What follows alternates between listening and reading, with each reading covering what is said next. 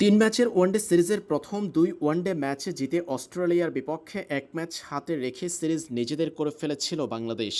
সিরিজের তৃতীয় ও শেষ ওয়ানডেতে রুদ্ধশ্বাস লড়াইয়ের পর শেষ ওভারে ৩ বল বাকি থাকতে এক উইকেটের জয় পেয়েছে অস্ট্রেলিয়া।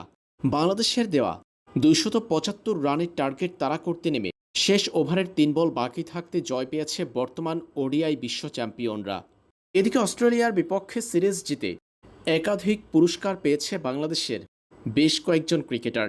সিরিজ জুড়ে অসাধারণ পারফর্ম করে বাংলাদেশকে কাঙ্ক্ষিত সিরিজ এনে দেওয়ার পর পুরস্কার পেয়েছেন তৌহিদ হৃদয়, মোসাদ্দেক হোসেন সৈকত, শরীফুল ইসলামরা। ৩ ম্যাচের ওয়ানডে সিরিজে এক ম্যাচে খেলেই সর্বোচ্চ উইকেট শিকারী হলেন শরীফুল ইসলাম।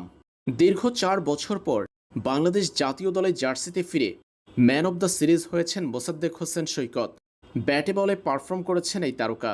অন্যদিকে বাংলাদেশের সিরিজ জয়ে অসাধারণ ব্যাটিংয়ে সবচেয়ে দামি পুরস্কারটা পেয়েছেন তৌহিদ হৃদয়। অজিদের বিপক্ষে এই সিরিজে একটা মাত্র ম্যাচ খেলেছেন শরীফুল ইসলাম।